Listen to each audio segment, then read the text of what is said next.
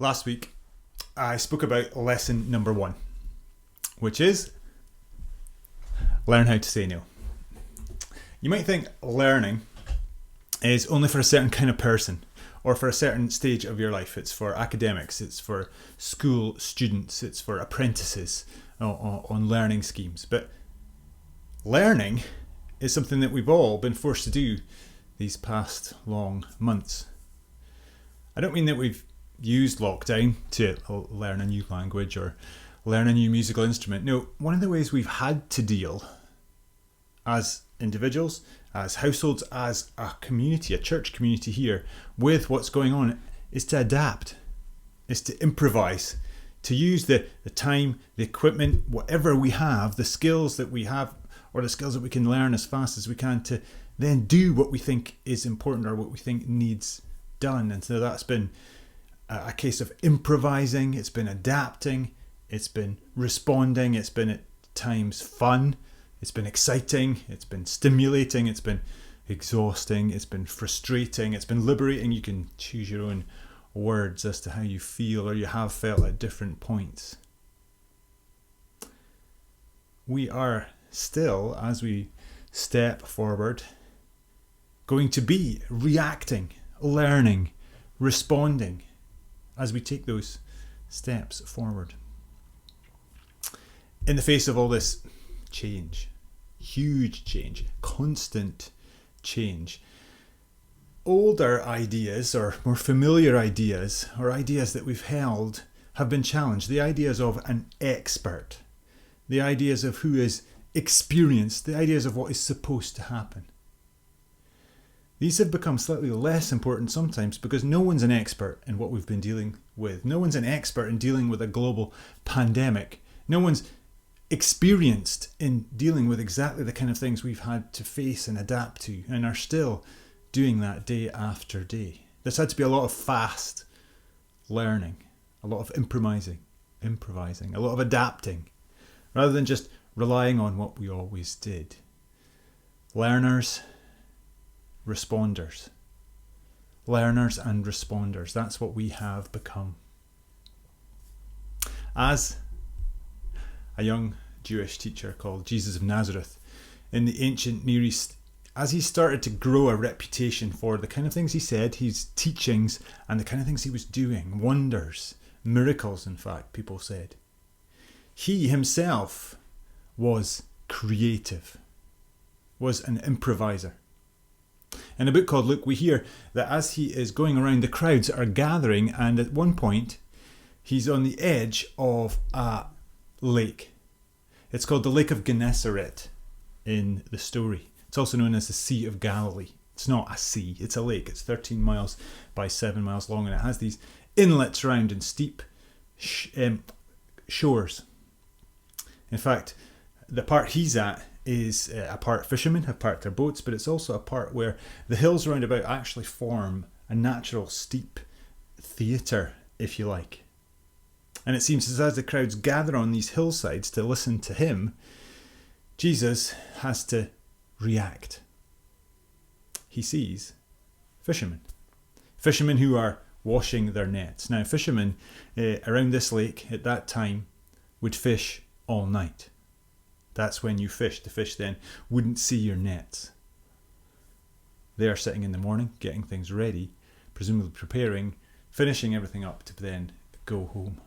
They're probably not even listening to what Jesus is saying to the crowds, which is ironic because they're about to become the middle, the centre of everything he does. He gets creative, he improvises, he gets into one of the boats, and then he asks for the boat to be pushed out a little bit, and there he can then see the crowd can see him, and more importantly, they can hear him at a wee bit of a distance. You can visit a spot like that today where you can see that sitting in a boat would be the perfect place to even just talk in your normal voice and be heard on the slopes all around.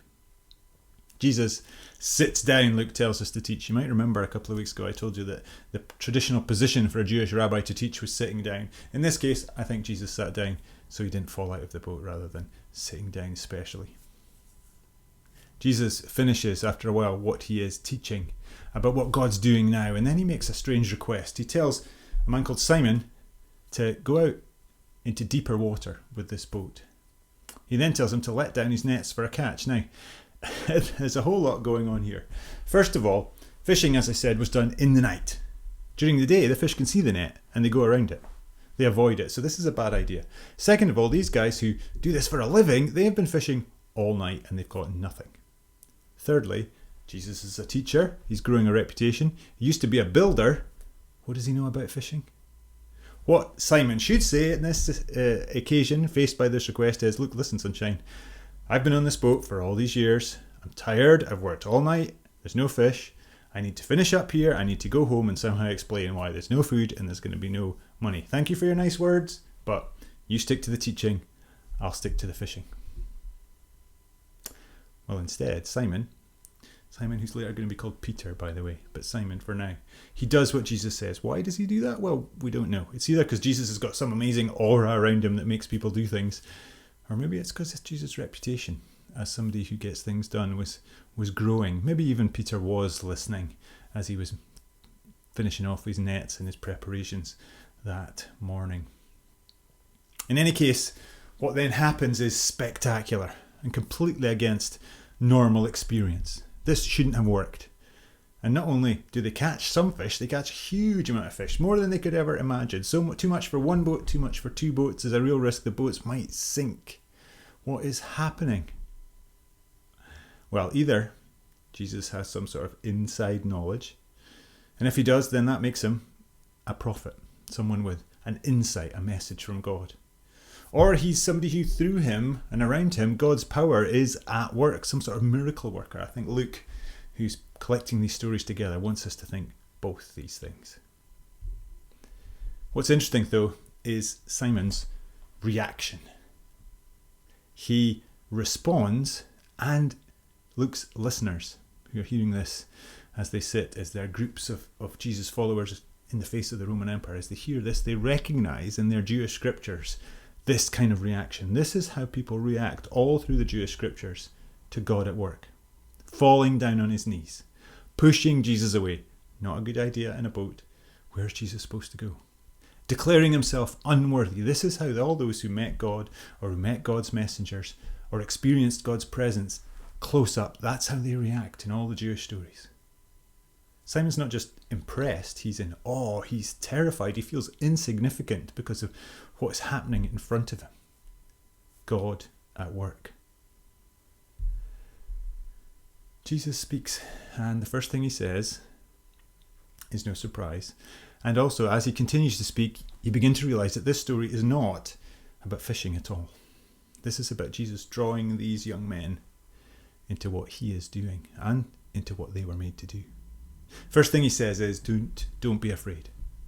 Don't be afraid. All through the Jewish stories, this is what every angel, every messenger of God has to say to people because they're so affected by the experience. Don't be afraid. It's the most repeated command that Jesus makes in all these stories. Don't be afraid. I think that's partly because experiencing God at work is so overwhelming, but also because this is the story, the heart of God. He doesn't want his children, his people, to be afraid. And then Jesus issues the invitation. That's what this story is about. He says, from now on, you will be fishing people. Fishing for people. A weird idea. Catching fish is not really great for the fish, is it? They tend to end up dead and eaten. But the Greek phrase that Jesus uses actually is a word that doesn't mean catch fish to kill. It means catch it. It's kind of a hunting phrase, catching alive. Jesus, obviously, is playing.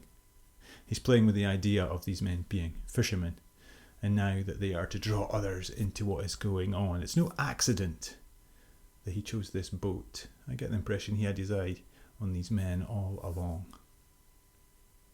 How do they respond? All of Luke's stories, by the way, are about responding. About how people react and respond to Jesus of Nazareth.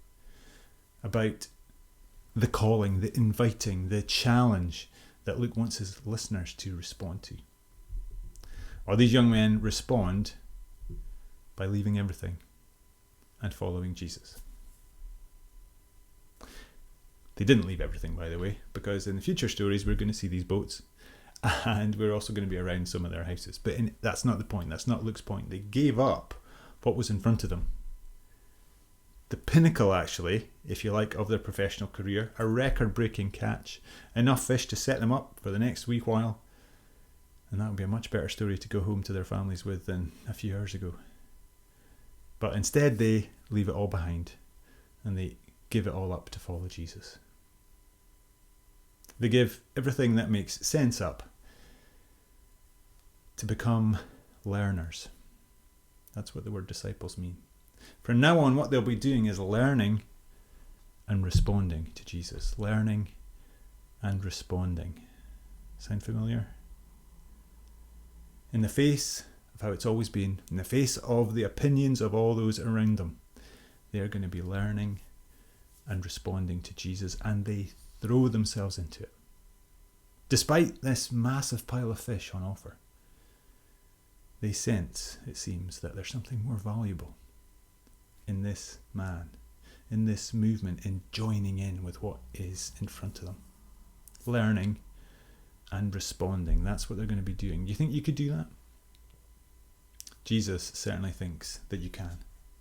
Stories like this tell us that that is what each one of us was made for. Forget what other voices say. Forget the ideas that you're unworthy, that you're a sinner, that you're a failure, that it won't work, that this doesn't make sense. That this, says Luke, this, says Jesus, is what you are made for. Let's go. Let go of all of that. Let's go forward. Leave that behind. Jesus is inviting us into the next step to learn more and to respond more.